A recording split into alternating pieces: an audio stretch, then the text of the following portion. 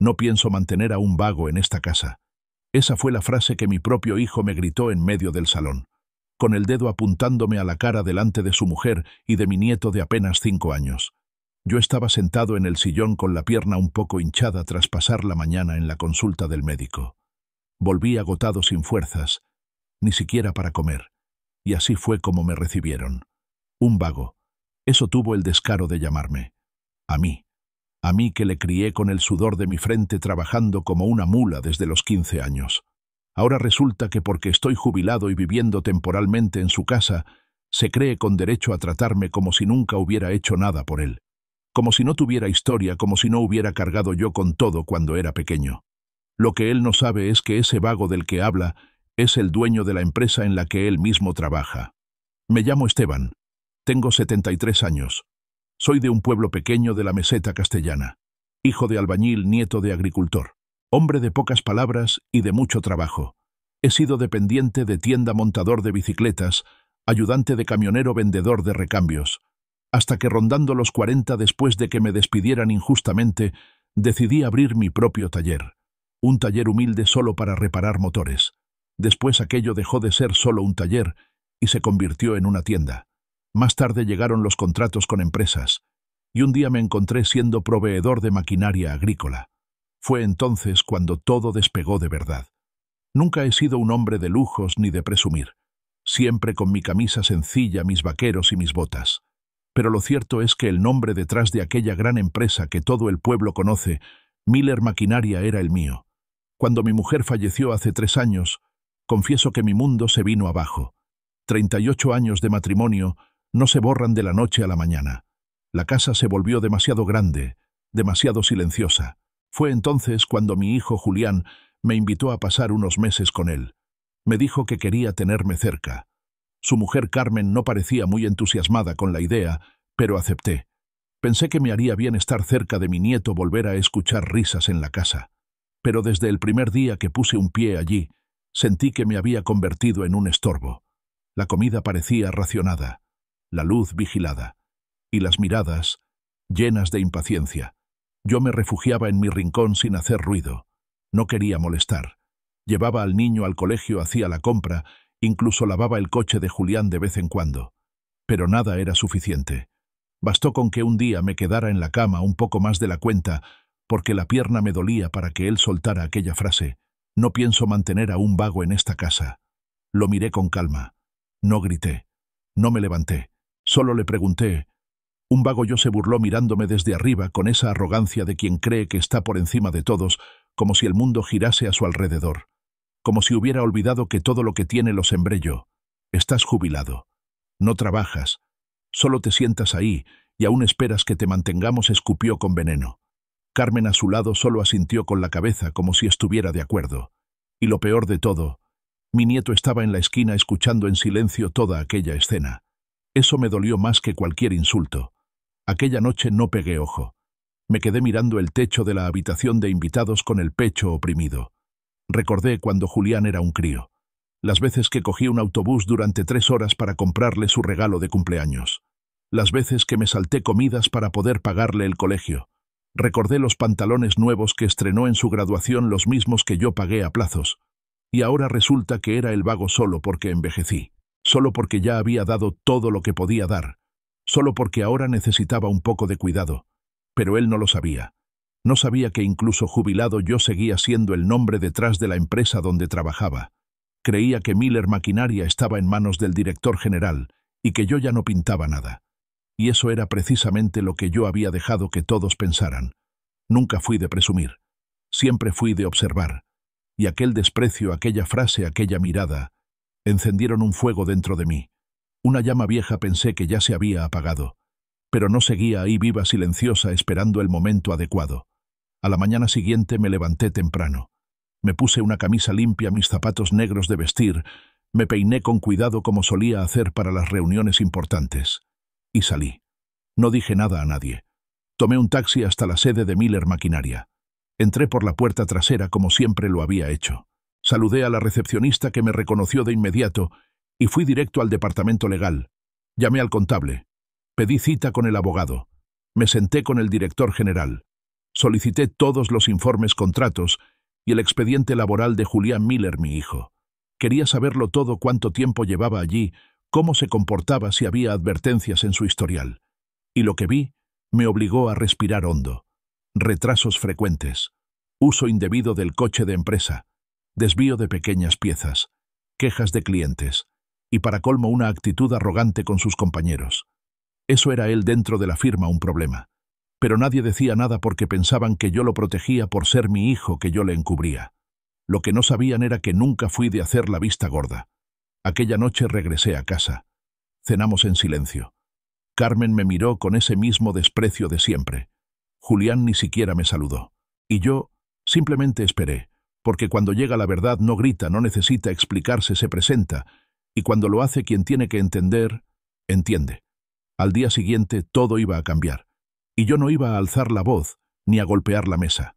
Solo iba a actuar con la dignidad que siempre me había guiado y con la justicia que él mismo había provocado. Me desperté antes que todos. El sol aún no había atravesado las cortinas cuando me senté al borde de la cama y recité una vieja oración que mi padre me enseñó de niño. Señor, dame la sabiduría para hablar poco, la fuerza para hacer lo que es justo y el corazón para no devolver mal con más mal. Me vestí con calma. Guardé mis papeles en una carpeta de cuero y bajé las escaleras sin hacer ruido, como quien no quiere despertar ni el orgullo ni la ignorancia. La cocina ya olía a café. Carmen estaba allí, deslizando el dedo por la pantalla del móvil, mientras preparaba la fiambrera del niño. Me lanzó esa mirada de siempre como diciendo, «¿Todavía sigues aquí?» Pero no contesté. Me serví una taza, me senté a la mesa y di el primer sorbo en silencio. Pocos minutos después bajó Julián ya con la camisa de la empresa puesta, peleándose con una corbata que aún no sabía anudarse bien. Lo observé forcejear con ella frente al espejo del salón, y no pude evitar recordar la primera vez que le enseñé a hacer ese nudo de corbata justo antes de su primera entrevista de trabajo. Era en una pequeña ferretería. Yo mismo lo llevé en coche, me quedé esperando fuera y celebramos su contratación como si le hubieran nombrado director general. Ahora, en cambio, pasaba junto a mí sin siquiera mirarme. Pero aquella mañana, cuando cogió las llaves del coche y se dirigía a la puerta, lo detuve con una sola frase. «Hoy no vas a entrar». Se giró frunciendo el ceño. «¿Cómo que no voy a entrar? ¿Y tú quién eres para decirme eso?» «El dueño de la empresa, hijo», respondí sin alzar la voz. «¿Y hoy tú no vas a entrar?» Se echó a reír. Una risa burlona, como si hubiera escuchado el chiste más absurdo del mundo. «¿Tú el dueño de Miller Maquinaria? ¿Pero no estabas jubilado? ¿No era el señor Cameron quien llevaba todo ahora? Cameron es el gerente. El contrato sigue a mi nombre. Nunca cedí la propiedad. Todo sigue siendo mío. Y hoy tengo asuntos que atender allí». Carmen lo miró confundida, con la boca entreabierta, como si por primera vez comprendiera que el viejo que dormía en la habitación de invitados era algo más que una carga. Julián intentó hablar, pero no le salían las palabras. Su orgullo se le atragantaba en la garganta y solo logró balbucear: «No puedes hacerme esto, papá». «Papá», dije dejando la taza sobre la mesa con firmeza. «Ayer era un vago. Hoy soy papá. ¿Ya no te importa mantenerme?» Me miró con los ojos vidriosos. Por un segundo pensé que iba a disculparse. Pero no. Se dio la vuelta, dio un portazo y se marchó. Y yo me quedé allí terminando el último sorbo de café, porque la verdad no necesita ruido, solo firmeza. A las 9 en punto estaba en la reunión del consejo de la empresa. Presenté los documentos. Expliqué la situación. Mostré las quejas, las advertencias ignoradas, los privilegios mal utilizados. Solicité formalmente el inicio de su proceso de despido. No fue un cese inmediato. No hubo humillación pública. Pero tampoco hubo favoritismos. Como cualquier otro empleado con un historial cuestionable, Julián sería apartado de su cargo con todos sus derechos, por supuesto, pero sin tratos especiales. La sala quedó en silencio. Algunos me miraban con respeto, otros con sorpresa y unos cuantos con alivio, porque sabían que aunque ya no apareciera mucho por allí, seguía siendo el pilar de todo aquello. Tras la reunión bajé al taller. Saludos, abrazos. Algunos viejos amigos seguían allí. «Esteban, pensé que ya no te metías en estas cosas», me dijo uno. «A veces hay que volver», respondí dándole una palmada en el hombro. «Cuando lo que construiste empieza a desmoronarse desde dentro». De regreso a casa compré unos caramelos para mi nieto. Le encantan los de toffee. Me senté en un banco frente a la escuela y esperé. Cuando me vio, salió corriendo y se lanzó a mis brazos como si nada hubiera pasado. Porque los niños no entienden de rencores, solo entienden de regalos. Abuelo, me llevas a casa hoy cuando quieras, campeón. Siempre. Nos compramos un polo. Caminamos un rato y le conté un cuento inventado sobre un dragón que quería ser jardinero. Nos reímos, y en ese instante supe que había valido la pena no gritar, no buscar venganza, sino simplemente hacer lo correcto y proteger lo que de verdad importa. Esa noche Julián volvió antes de lo habitual. No dijo una palabra durante la cena. Comió en silencio. Se encerró en su habitación, y a medianoche lo escuché llorar. No entré. No lo consolé. No era el momento, porque quien hiere primero con desprecio necesita escuchar el eco del vacío que él mismo creó. Yo mientras tanto dormí en paz, porque la justicia no siempre necesita un espectáculo. Solo necesita una espalda erguida, un corazón tranquilo y un pasado que hable por sí solo. Al día siguiente la casa despertó en silencio. Uno de esos silencios densos, pesados, que no rompen ni el canto de los pájaros ni el ruido de los platos. Me levanté temprano, como siempre. Preparé café, calenté un poco de pan y me senté a leer el periódico igual que hacía en mi propia casa antes de que todo se viniera abajo.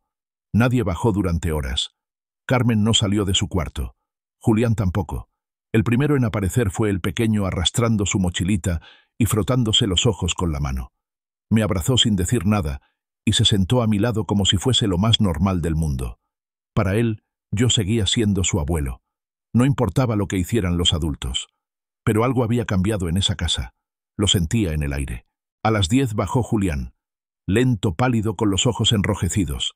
Se notaba que no había dormido. Se sentó frente a mí sin pronunciar palabra. Yo tampoco dije nada. Simplemente le serví una taza de café y lo miré como quien espera a que el otro respire y suelte lo que tiene dentro.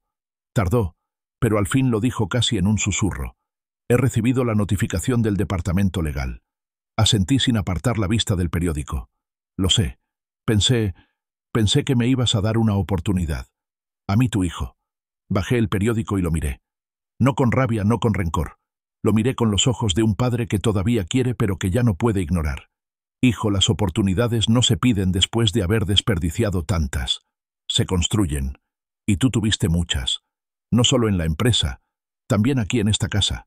¿O ya olvidaste cómo me trataste hace 3 días? Se quedó mudo. Cerró los ojos como quien traga piedras. Pero era necesario, porque las palabras que no se dicen a tiempo se pudren dentro del pecho. Y yo ya no estaba dispuesto a guardar más. No te estoy castigando, Julián. Te estoy enseñando como lo hacía cuando eras un niño. Solo que ahora eres un hombre. Y los hombres, cuando se equivocan, lo reconocen, aprenden y siguen adelante.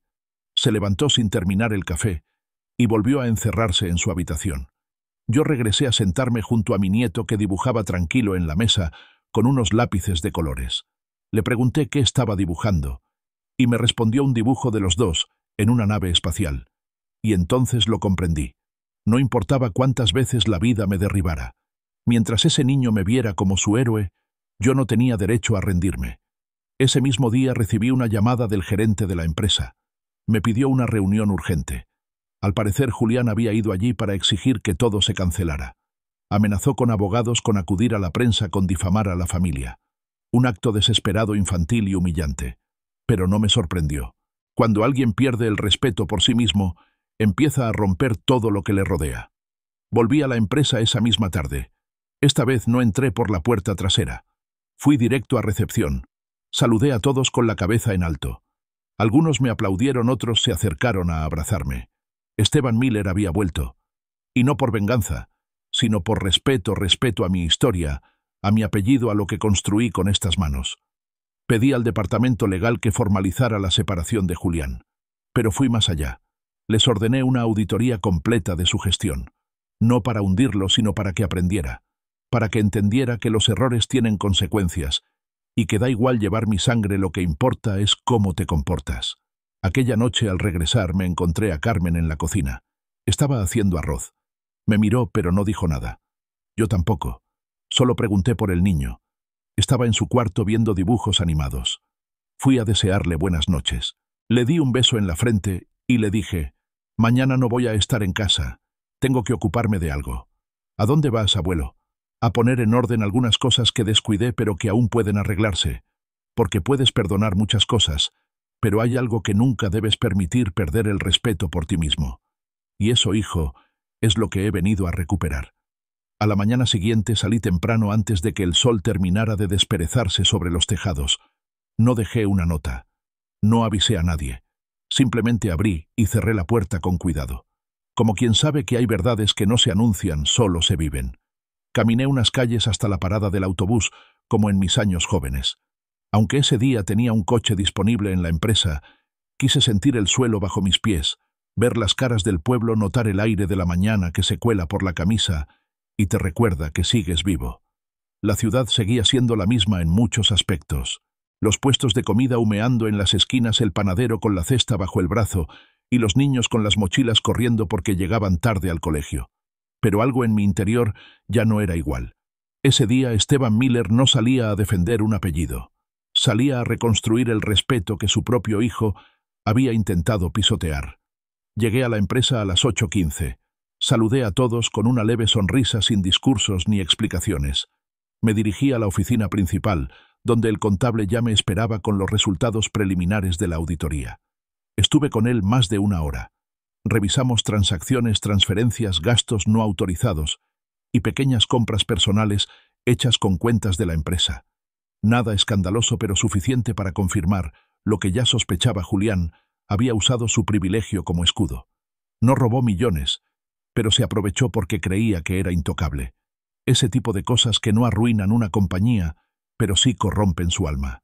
Pedí al director general que convocara a todo el personal administrativo para una reunión a media mañana. No quería montar un espectáculo. Quería que todos escucharan directamente de mi boca lo que había ocurrido y lo que iba a cambiar. A las 10 en punto, con más de 30 empleados sentados en la sala de formación, me puse frente a todos y hablé sin notas, sin micrófono, con la voz firme de alguien que ya no tiene nada que demostrar. Amigos, dije, esta empresa nació en un garaje de 20 metros cuadrados. Empezó con una caja de herramientas, 2 manos llenas de callos y muchas ganas de llevar un plato caliente a la mesa. No tenía títulos, ni inversores, ni contactos. Lo único que tenía era mi palabra y mi dignidad. Y esa dignidad es la que me trajo hasta aquí. Los rostros permanecían atentos. Algunos incluso me grababan con sus móviles. Continué. Hoy, después de tantos años, he venido a deciros que no voy a permitir que el nombre de Miller ni esta empresa se manchen por favoritismos, por impunidad o por abusos de confianza. Y eso incluye a mi propio hijo. Se escuchó un murmullo. Se notaba que todos ya lo sabían, pero querían oírlo de mí. Julián Miller ha sido apartado de su puesto. Y no porque lo rechace como padre, sino porque no soy un jefe que mire hacia otro lado cuando su gente falla. La justicia empieza en casa. Y si no puedo ser justo con los míos, entonces no tengo derecho a exigir nada a nadie. El silencio fue absoluto. Una joven de recursos humanos se secó discretamente una lágrima. Un veterano del almacén asintió con orgullo. Después de la reunión no volví a mi despacho. Bajé directamente al taller como en mis viejos tiempos y empecé a revisar máquinas junto a los mecánicos. Me manché las manos de polvo, la camisa de grasa, y por unas horas volví a sentirme aquel hombre que un día durmió entre herramientas y aceite. Porque hay algo que no se compra con títulos, ni se hereda con apellidos: el respeto que te ganas desde abajo. Al salir de la empresa hacia las 5 de la tarde, decidí pasar por el mercado. Compré verduras, carne de ternera, tortas recién hechas y un tarro de salsa casera. Aquella noche iba a cocinar. Iba a llenar esa casa con el aroma de mi historia. Cuando llegué fue Carmen quien abrió la puerta. Su rostro era un enigma, no frío pero tampoco amable. Su rostro estaba suspendido, como si no supiera en qué punto de la historia nos encontrábamos. ¿Dónde está Julián?, pregunté mientras entraba con las bolsas. No ha salido de la habitación en todo el día. Asentí sin decir nada. Fui directo a la cocina, me até el delantal y empecé a picar el sofrito. El niño bajó enseguida con los ojos brillantes al oler el mole. Se sentó en la barra y comenzó a contarme cosas del colegio, de su profesora, de una canción que había aprendido. Yo lo escuchaba como si cada palabra suya fuese un bálsamo para el alma. La cena estuvo lista a las 8. Coloqué los platos en la mesa, serví arroz y guarniciones, y luego fui hasta la puerta de la habitación de Julián. Toqué 2 veces. Nada. Abrí. Estaba sentado en la cama a oscuras mirando al suelo. La cena está lista. Baja si quieres. No me respondió. Permaneció allí con los ojos vidriosos. Bajé sin esperar. Me senté a la mesa con mi nieto y con Carmen. Comimos en silencio.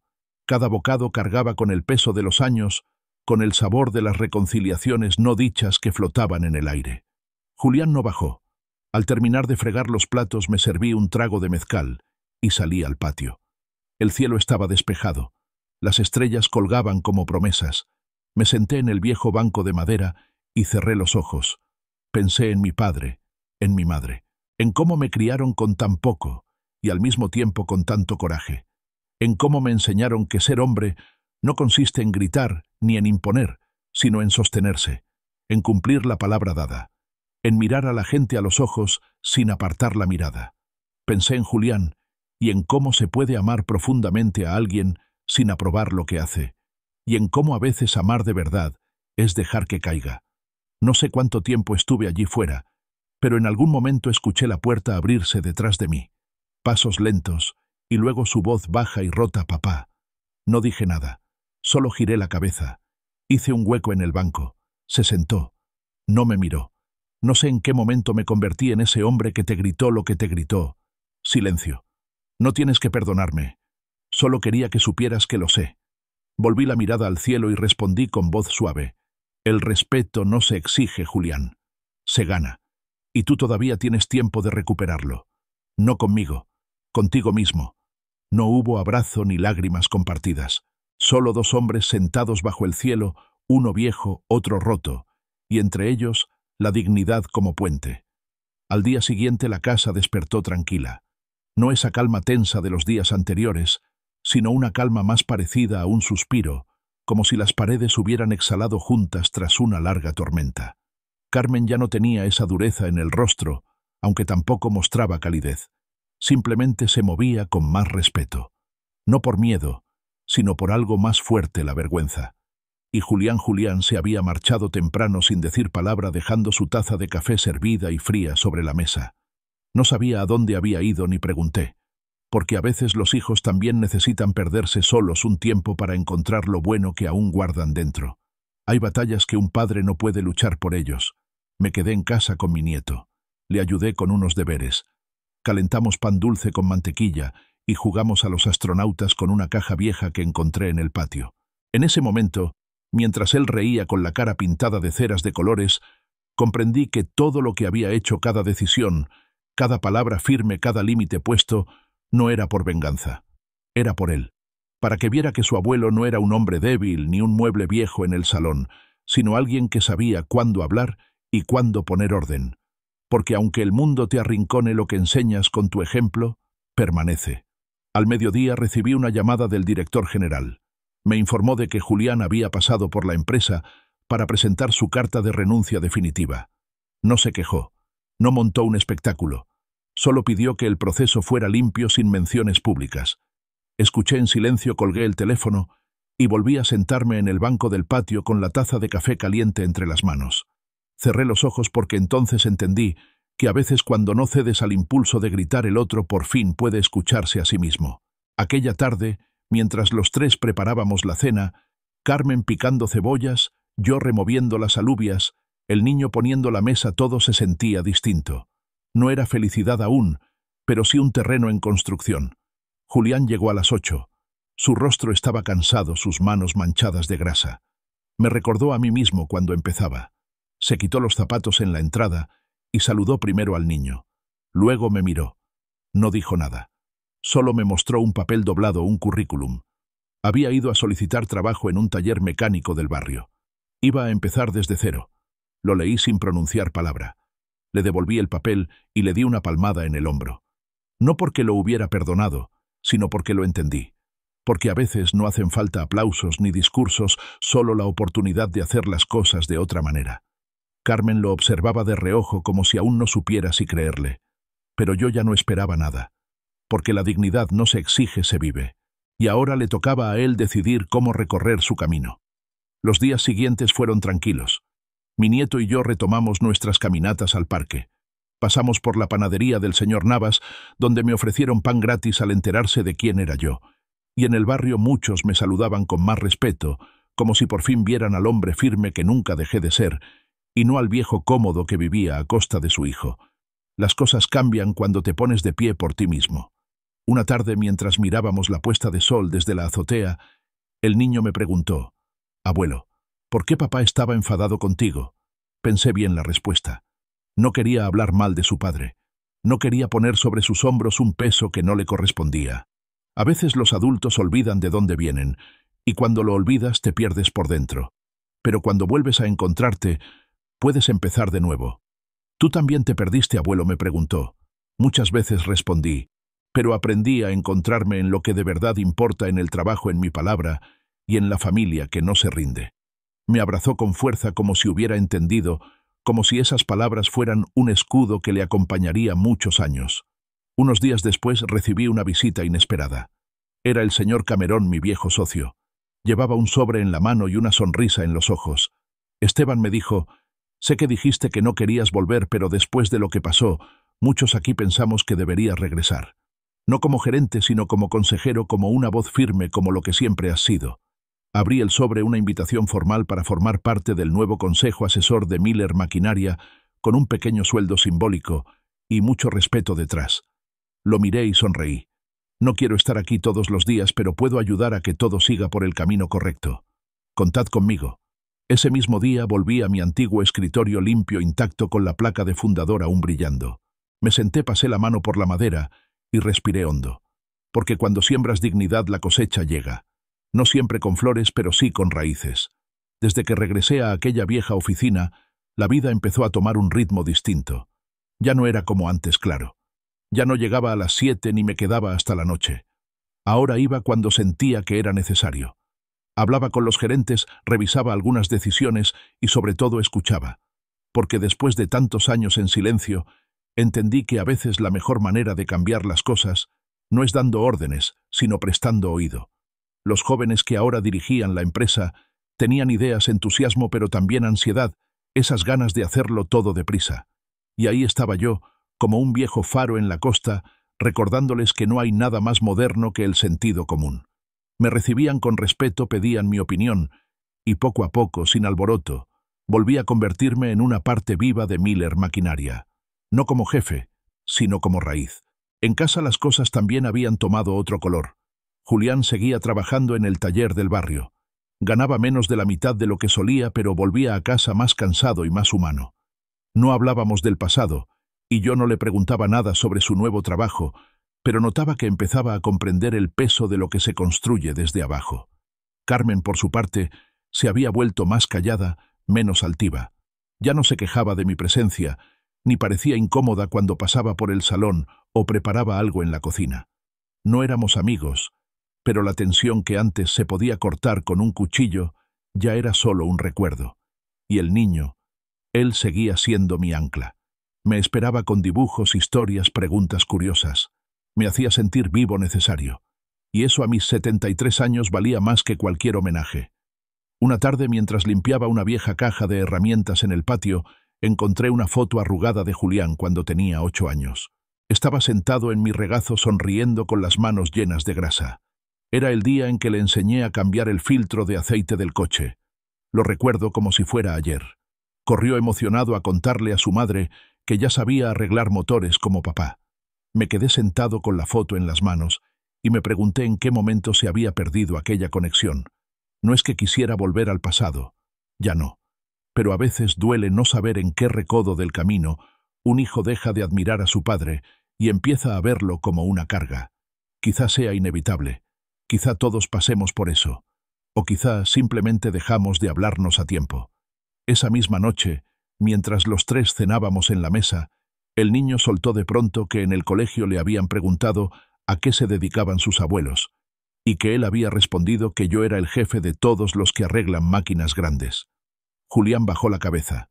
Carmen sonrió con nerviosismo. Yo solo acaricié el pelo del pequeño y le dije: «No el jefe, hijo, solo alguien que sabe cuándo ensuciarse las manos». Hubo un breve silencio. Pero en ese silencio algo cambió. Julián me miró por primera vez, sin orgullo herido. Me miró con algo más parecido al reconocimiento, como si empezara a entender poco a poco que la autoridad no se impone, se gana, que a un hombre no se le valora por lo que impone, sino por lo que inspira. Días después, recibí una llamada del Instituto Técnico Estatal de Formación. Habían oído mi historia a través de un empleado de la empresa y querían invitarme a dar una charla a los jóvenes que estaban aprendiendo mecánica. Me sorprendió. Nunca me vi como maestro, pero acepté. Cuando llegué me esperaban con las sillas en semicírculo, una mesa con café y más de 20 muchachos con los ojos abiertos de curiosidad. Me senté frente a ellos y no les hablé de motores. Les hablé de errores, de fracasos de aquella vez que dormí en el taller porque no podía pagar el alquiler, de cómo cargaba piezas a la espalda cuando aún no tenía empleados, de las veces que lloré en silencio porque no podía comprarle un uniforme nuevo a mi hijo.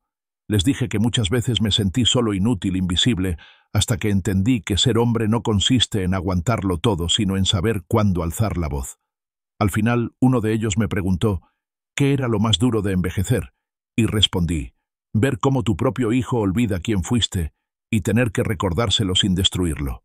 Un aplauso tímido recorrió la sala. Algunos se acercaron a abrazarme. Me fui con el corazón lleno y el alma en paz. Esa noche, al regresar a casa, encontré a Julián en el patio, sentado en el banco donde tantas veces había reflexionado en silencio. Tenía una cerveza en la mano. Me ofreció otra. Me senté a su lado. No dijimos nada durante varios minutos, hasta que sin mirarme soltó: Carmen, quiere que busquemos una casa. Dice que ya es hora de que vivamos por nuestra cuenta. Me quedé quieto, no por sorpresa, sino porque ya lo había imaginado. Era natural.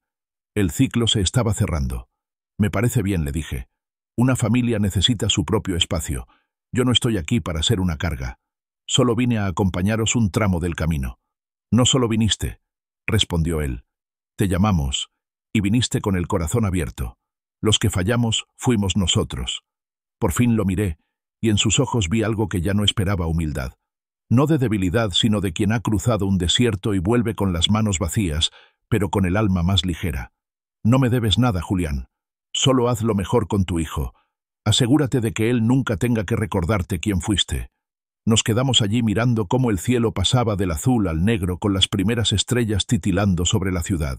Y en ese instante supe que no necesitaba que me pidiera perdón, porque ya lo había hecho. No con palabras, sino con silencio, con trabajo, con dignidad. Y para un hombre como yo, eso era suficiente. Pasaron unas semanas desde aquella conversación en el banco. Julián y Carmen encontraron una casita en un barrio tranquilo, no muy lejos de donde estábamos. Era una vivienda sencilla con 2 habitaciones, un patio trasero y una cocina que aún olía a nuevo. Me lo contaron en la cena, sentados frente a mí con voces medidas, casi como si pidieran permiso. Pero no había nada que pedir. Sabía que ese momento llegaría. Y aunque sentí un pinchazo en el pecho porque al fin y al cabo el niño se iría con ellos, no lo dejé ver. Solo asentí. Les deseé lo mejor. Y les dije que si necesitaban ayuda con la mudanza, allí estaría. Porque tenía algo claro. No te aferras a lo que ya no te pertenece. Y aquella casa, esos lazos, ese espacio, ya no eran míos. Había hecho lo que tenía que hacer. Había trazado una línea. Ahora les tocaba a ellos construir algo nuevo y a mí seguir caminando. El fin de semana siguiente ayudé a cargar las cajas en el camión de mudanzas. Carmen organizaba todo con un orden obsesivo y Julián intentaba entretener al niño para que no se aburriera durante el proceso. En un momento el pequeño vino corriendo hacia mí con un dibujo en la mano. «Esto es para que no me olvides, abuelo», me dijo, entregándome una hoja con nuestras 2 caras bajo un árbol enorme. Me arrodillé. Lo abracé con fuerza y le dije que aquel dibujo valía más que 1000 fotos. Lo guardé en el bolsillo como quien guarda una promesa. Cuando se marcharon, me quedé de pie frente al portón, viendo cómo el camión doblaba la esquina. Y allí, en ese silencio, respiré hondo. No de tristeza, sino de aceptación. Porque había algo poderoso en saber que uno actuó con la verdad. Que no te rebajaste, que no devolviste ofensa con gritos, ni desprecio con lágrimas. Lo que hice lo hice con integridad. Y aunque la casa estaba ahora más vacía, yo me sentía más completo. Los primeros días en soledad fueron extraños. Desayunos en silencio. El eco de la televisión sonando a un volumen que ya no importaba. El sillón sin juguetes. La cocina sin migas en el suelo. Pero poco a poco fui encontrando de nuevo mi ritmo. Volví a leer todos los días. Retomé mis paseos por el parque. Arreglé la valla del patio que llevaba meses caída. Me reencontré con viejos amigos de juventud, con los que había perdido el contacto. Incluso me apunté a unas clases de jardinería en el centro comunitario. La vida continuaba. No igual, pero seguía. Y lo mejor era que ahora cada paso lo decidía yo. Ya no tenía que aguantar caras largas, comentarios sarcásticos, ni silencios cargados de juicio. Vivía en mi propio espacio, pequeño sí, pero mío, y lleno de paz. Una tarde, mientras regaba unas plantas nuevas que había sembrado al pie del muro del patio, sonó el teléfono. Era el señor Cameron. Me pedía ayuda para revisar un contrato importante con una empresa extranjera interesada en asociarse con Miller Maquinaria. Me explicó que necesitaban a alguien con experiencia y con palabra firme para participar en la negociación. No lo dudé. Me puse mi camisa blanca bien planchada, mis zapatos lustrados, y fui directo a la sede. Allí todos seguían como siempre corriendo con documentos en la mano, ajustando horarios, preparando proyecciones. Pero cuando entré en la sala de juntas todos se pusieron de pie. Me ofrecieron un asiento en la cabecera. Me sirvieron agua sin que yo lo pidiera. Me miraban como se mira a un padre que regresa con la frente en alto. Durante la reunión mantuve la compostura. Hablé poco pero con precisión. Y cuando llegó el momento de decidir si la empresa debía abrir sus puertas a aquel nuevo socio extranjero, fui el primero en advertir de los riesgos. No todo lo que brilla es oro, dije. Y tras argumentar con firmeza, conseguí que todos lo reconsideraran. Al final se tomó la decisión correcta: no vender parte de la empresa, al menos no todavía. Porque hay cosas que se construyen con tanto esfuerzo que no se pueden cambiar por promesas rápidas. Salí de allí con el alma en calma, no por orgullo, sino por la certeza de que aún tenía valor, de que mi voz después de todo todavía pesaba. Y ese peso no se mide en cheques, ni en reconocimientos, sino en respeto silencioso. Aquella noche, de camino a casa, pasé frente a la nueva casa de Julián. Estaba a oscuras, salvo por una luz encendida en el cuarto del niño. Me detuve un instante sin que nadie me viera. Me pregunté si algún día comprendería todo lo que hice, si algún día me daría ese abrazo que nunca llegó. Pero no me quedé esperando, porque aprendí que lo correcto no se hace esperando aplausos. Se hace porque es lo que hay que hacer, porque así nos criaron, porque así me crió mi padre, y porque el día que me toque dejar este mundo, quiero hacerlo con la certeza de no haberme traicionado. No necesito reconciliación si significa negarme a mí mismo. Prefiero vivir con una herida que sane con dignidad que con un perdón comprado con olvido. Volví a casa.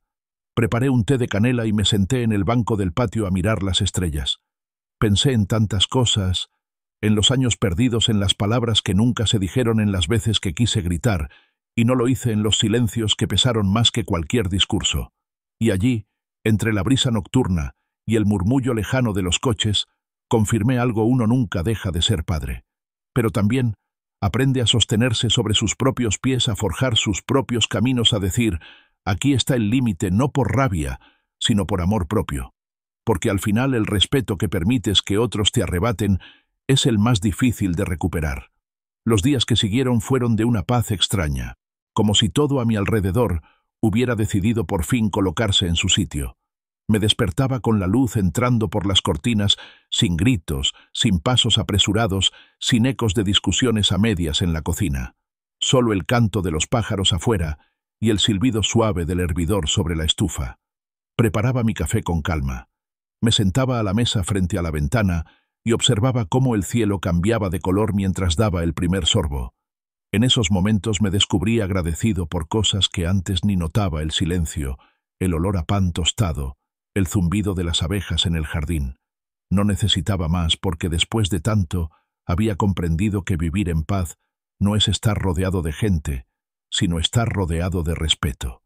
Con el paso de las semanas mi rutina se volvió más rica. Empecé a colaborar en un pequeño taller comunitario del barrio, donde jóvenes de familias humildes aprendían oficios para ganarse la vida con dignidad. Les enseñaba lo básico: cómo usar una llave inglesa, cómo interpretar el sonido de un motor, cómo reparar sin improvisar. Pero lo que más compartía con ellos no eran técnicas, eran historias. Historias de errores, de paciencia, de cómo una tuerca mal apretada puede estropear todo un sistema. Y así, sin darme cuenta, Me convertí en algo que nunca pensé que sería un maestro. No en una escuela, sino en la vida. Y lo mejor era que ninguno de esos chicos me veía como a un viejo. Me escuchaban, me hacían preguntas, me esperaban. Y eso, a mi edad, era más que suficiente para sentir que todavía quedaba algo por sembrar. Una tarde, mientras reparábamos una vieja máquina de coser que uno de los muchachos había traído de casa, me fijé en uno de ellos, un joven delgado, callado, con un rostro que parecía haber vivido más de lo que le correspondía. Siempre se quedaba al final. Recogía las herramientas, ordenaba las mesas y se marchaba en silencio. Un día me acerqué y le pregunté su nombre. Iván, me dijo. Le ofrecí un poco de pan y café de mi termo y nos sentamos afuera a la sombra de un árbol. Al principio no hablaba mucho, pero con el tiempo fui entendiendo. Vivía solo con su abuela. No conocía a su padre y nunca había tenido a nadie que le dijera: «Lo estás haciendo bien». Ese muchacho, sin proponérselo, me recordó a Julián. No por lo que decía, sino por lo que guardaba en los ojos, esa mezcla de rabia y de necesidad. Entonces supe que lo que no había logrado del todo con mi hijo, podía intentar hacerlo ahora con aquellos que la vida ponía en mi camino. Porque no puedes cambiar el pasado, pero sí puedes convertir tus errores en faros para otros. Y así empecé a sentir que mi historia no terminaba con la decepción de un hijo ingrato. No, mi historia continuaba en quienes estaban aprendiendo a ser hombres, en los que aún no sabían sostener una llave inglesa, pero ya sabían escuchar. Y eso era lo que importaba, que mi voz no se perdiera en una casa vacía, sino que quedara sembrada en manos jóvenes, listas para construir con verdad. Una mañana de sábado, mientras barría la entrada de mi casa, vi a Julián bajarse de un taxi con una caja en las manos. No venía con Carmen, no venía con el niño. Caminó hasta la verja, me saludó con un leve gesto y dijo: «¿Puedo pasar?». Asentí sin hablar. Entró, puso la caja sobre la mesa y sacó algo que no esperaba: mis viejos cuadernos. Aquellos donde escribía fórmulas, ideas, dibujos de piezas, notas de clientes, frases sueltas que me gustaban. Cuadernos que yo creía perdidos. Los guardé, dijo. Nunca los tiré. Solo que no sabía qué hacer con ellos. Me senté, tomé uno entre las manos y pasé los dedos por las páginas como quien acaricia una parte de su alma. En ese instante, sentí que algo dentro de mí se ablandaba. No porque él hubiera cambiado del todo, sino porque de alguna manera había empezado a reconocer mi historia. Y cuando alguien reconoce quién fuiste, te devuelve un pedazo de ti mismo que creías perdido. «No he venido a pedir perdón», dijo en voz baja. «Sé que hay cosas que no se borran con disculpas. Solo quería devolverte esto». «Gracias», respondí. «A veces devolver algo vale más que pedir perdón». Se quedó un rato. Me ayudó a arreglar una puerta que chirriaba. No hablamos de nada importante, pero trabajamos en silencio como antes. Y cuando se marchó, lo acompañé hasta la verja. Nos dimos la mano con firmeza y se fue sin mirar atrás. No dolió, porque entendí que los encuentros verdaderos no siempre terminan con abrazos. A veces terminan con un apretón de manos firme y con caminos que se separan. Esa noche saqué todos mis cuadernos y los coloqué sobre la mesa uno por uno. Los leí despacio. Redescubrí ideas que había olvidado. Dibujos que hice cuando soñaba con tener mi propia empresa. Frases que solía decir mi mujer y que yo anotaba para no perderlas. Me emocioné. Reí para mis adentros y también lloré un poco, porque la vida no me dio lujos, ni homenajes, ni grandes herencias, pero me dio algo mejor: memoria. Y eso, cuando envejeces, es el mayor tesoro, porque mientras tengas memoria no estás solo, no estás derrotado, no eres una carga, estás vivo. Y si estás vivo, todavía puedes dejar huella. Al día siguiente llevé uno de esos cuadernos al taller comunitario. Se lo mostré a Iván. Le conté de dónde venía cada página. Me miró con una mezcla de asombro y respeto que me llenó el alma. «¿Y por qué me los enseña a mí, don Miller?», preguntó. «Porque lo que aprendes en silencio también puedes enseñarlo sin gritar», le respondí. Me miró, sonrió, y ese día trabajó con más cuidado que nunca, como si cada tornillo fuese una palabra sagrada.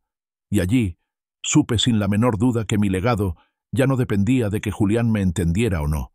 Mi legado estaba en esas manos jóvenes, en esa voz que me escuchaba con atención, en aquel banco donde contaba mi historia. Porque los hijos de sangre a veces se pierden, pero los hijos del ejemplo, esos nunca olvidan. Un domingo por la mañana el cielo estaba especialmente claro. Ni una nube, ni una brisa, solo ese azul inmenso que parecía decir, hoy es un día para caminar. Y así lo hice. Me puse mi camisa de lino, mi sombrero de ala ancha, y salí sin rumbo fijo, con las manos a la espalda y los recuerdos a flor de piel. Caminé por calles que ya no frecuentaba. Pasé por la iglesia donde me casé. Vi la verja oxidada de la vieja escuela primaria de Julián. Saludé a algunos rostros conocidos que me devolvieron el gesto con una sonrisa cálida. Porque en un pueblo como el nuestro la gente nunca olvida del todo. Pueden cambiar, alejarse, seguir con sus vidas. Pero cuando ven a un hombre que supo mantenerse en pie, lo reconocen aunque sea en silencio. Y eso vale más que 1000 premios. Al pasar por un solar vacío donde antes había un mercado, vi a un grupo de niños jugando al fútbol con una pelota de trapo. Corrían descalzos, riendo, gritando, cayendo y levantándose otra vez. Me detuve a mirar. Uno de ellos se me acercó. «¿Quiere jugar, señor?» Me reí. Le dije que mis rodillas ya no aguantaban esas carreras, pero que podía ser el árbitro. Los demás celebraron la idea, y allí me quedé bajo el sol pitando faltas imaginarias, dando consejos, riendo con ellos, como si no tuviera 73 años. Al final del partido uno de los chicos me preguntó si yo era famoso. «Mi padre dice que usted tenía una empresa enorme». Lo miré con cariño, me agaché un poco y le dije, «No hice una fortuna, hijo. Hice una historia. Y eso, si lo entiendes bien, vale mucho más». Volví a casa con los zapatos llenos de polvo y el alma ligera. Preparé mi café y me senté en el banco del patio como siempre, pero esta vez no con nostalgia, sino con gratitud.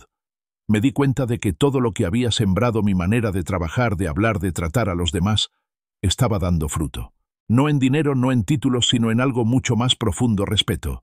Y ese respeto, aunque nunca llegue con aplausos, se siente. Lo ves en cómo te escuchan, en cómo pronuncian tu nombre, en cómo te recuerdan. Porque cuando vives con principios, la vida no te recompensa con fama, te recompensa con un legado. Esa misma semana, Iván, el muchacho del taller comunitario, me buscó con una carpeta en la mano. Estaba nervioso. Me dijo que lo habían aceptado para una beca técnica de mantenimiento industrial en otra ciudad gracias a una carta de recomendación que yo había firmado. Me abrazó. Me dijo que le había cambiado la manera de ver el trabajo, que ahora quería hacer las cosas bien, no deprisa. Me emocioné. No lloré, aunque lo sentí cerca. Le apreté el brazo con fuerza, como diciéndole, «Ya no estás solo». Y en ese momento entendí que no necesitaba que Julián volviera y me dijera, «Tenías razón», porque cada joven que escuchaba mis consejos, cada vecino que me saludaba con afecto, cada recuerdo que mantenía vivo en las páginas de mis cuadernos, era suficiente. Mi historia ya no dependía de él, ni de nadie. Un poco después Julián me llamó. Me dijo que el niño había preguntado por mí varias veces y que quería saber si podía pasar el fin de semana conmigo. Por supuesto, le respondí, esta también es su casa. Y el sábado por la mañana, allí estaba en la puerta con su mochila, su sonrisa y una caja de galletas que me contó que había ayudado a preparar. Pasamos todo el día juntos. Armamos un juguete de madera, vimos viejos dibujos animados y cocinamos arroz con leche. Por la noche, cuando lo estaba arropando, me preguntó, «¿Eres feliz, abuelo?» Guardé silencio unos segundos mirándolo desde la puerta. «Sí, hijo. Soy feliz porque aprendí a no depender del perdón de nadie para seguir adelante». Él sonrió como si no terminara de entender, pero algo en sus ojos me dijo que esas palabras se le quedarían grabadas. Apagué la luz, salí al pasillo y cerré la puerta con cuidado. Me senté en el salón, abrí uno de mis viejos cuadernos y empecé a escribir. No sobre motores ni sobre trabajo. Escribí sobre él, sobre ese niño que algún día crecerá y quizás también olvide por un tiempo quién fue su abuelo, pero que tal vez al ver un banco vacío o al tomar una llave inglesa en sus manos, recordará la voz de un hombre que no gritaba pero que dejó huella. Porque uno no elige ser olvidado, pero sí elige cómo quiere ser recordado. Y yo ya había hecho mi elección. El día que cumplí 74 años, no hubo fiesta. No la quise. No hubo tarta, ni globos, ni música. Pero hubo algo mucho más valioso: silencio, café recién hecho y la voz de un niño gritando desde la entrada, «Feliz cumpleaños, abuelo». Era mi nieto con un dibujo en una mano y una flor marchita en la otra. Lo abracé como si el tiempo se detuviera, como si toda una vida pudiera caber en ese instante. No necesité nada más porque comprendí de una vez por todas que la felicidad no viene del ruido. Viene de la memoria viva, del respeto intacto, de saber que puedes mirar atrás sin agachar la cabeza. Y eso no tiene precio. Julián vino con él. No trajo regalo. No trajo palabras ensayadas. Simplemente se sentó en el patio como en otras tardes y me escuchó hablar con el niño sobre herramientas, sobre la tierra húmeda, sobre cómo plantar una semilla sin romper la raíz. Carmen no vino. Nunca más volvió a poner un pie en esta casa. Y no la culpo. Hay personas que no saben vivir con el peso de lo que callaron. Pero tampoco hacen falta porque con el tiempo uno aprende que no es obligación caerle bien a todo el mundo. Basta con ser recordado con dignidad por unos pocos. Esa noche, mientras el niño dormía en la cama donde antes durmió su padre, salí al patio, encendí el viejo quinqué de queroseno y me senté en el banco que ya tenía la forma exacta de mi espalda. Abrí uno de mis cuadernos. Había una página en blanco y empecé a escribir lo que sentía. No para que alguien lo leyera, sino para no dejarlo flotando en mi pecho. Escribí sobre el silencio, sobre la distancia que a veces es necesaria para sanar, sobre el amor que ya no espera aplausos. Escribí sobre cómo el mundo sigue girando, aunque dejes de ser el centro, y sobre cómo puedes encontrar la paz justo cuando dejas de buscar aprobación. Las semanas siguientes pasaron tranquilas. El niño venía a verme con más frecuencia, y Julián poco a poco iba recuperando algo que se parecía a la humildad. Ya no venía a hablar de sí mismo. Venía a escuchar, a ofrecer ayuda con algo, a preguntarme cómo había hecho para no rendirme cuando todo parecía cuesta arriba. Yo le contaba historias, pero no las que él esperaba. Le hablé de mis errores, de las veces que me equivoqué con su madre, de las ocasiones en que me enfadé sin motivo. Le mostré que no era un héroe, sino alguien que aprendió a reconocer sus fallos. Porque al final, el mejor legado que puedes dejarle a un hijo no es la perfección, sino la verdad. Una tarde de domingo, mientras paseábamos por el parque, el niño me preguntó si iba a morir pronto. Lo dijo así directo, con esa brutal honestidad que solo tienen los niños. Me detuve. Lo miré a los ojos y le respondí que todos en algún momento nos vamos, pero que lo importante no era cuándo, sino cómo vivimos antes de irnos. «Y viviste una buena vida, abuelo», me dijo. «Viví con dignidad, hijo. A veces dolió, a veces fue en silencio, pero siempre con la cabeza en alto». Él sonrió, me apretó la mano, y seguimos caminando como si nada. Pero esa noche, cuando ya dormía, yo permanecí despierto, pensando, recordando. Y comprendí que lo que había construido mi vida, mi carácter, mis decisiones, no iba a desaparecer cuando cerrara los ojos por última vez. Porque el respeto, cuando es verdadero, sobrevive a la ausencia. Y eso es lo único que me importa ahora. Unos días después, recibí la visita del director del instituto técnico donde estudiaba Iván. Quería darme las gracias en persona. Me dijo que aquel muchacho se había convertido en uno de los alumnos más comprometidos, que hablaba de mí en clase, que quería volver algún día a nuestro pueblo para enseñar como yo lo hacía. «Ha cambiado su vida, don Miller», me dijo, y yo solo asentí, porque lo sabía, no por vanidad, sino porque lo vi en sus ojos el día que se marchó. Esa fue quizá una de las mayores victorias de mi vida, no haberme convertido en un hombre amargado, no haber devuelto el abandono con rencor, sino con semillas sembradas. Y la cosecha había llegado. Casi al final del año escribí una carta. La dejé guardada entre mis cuadernos.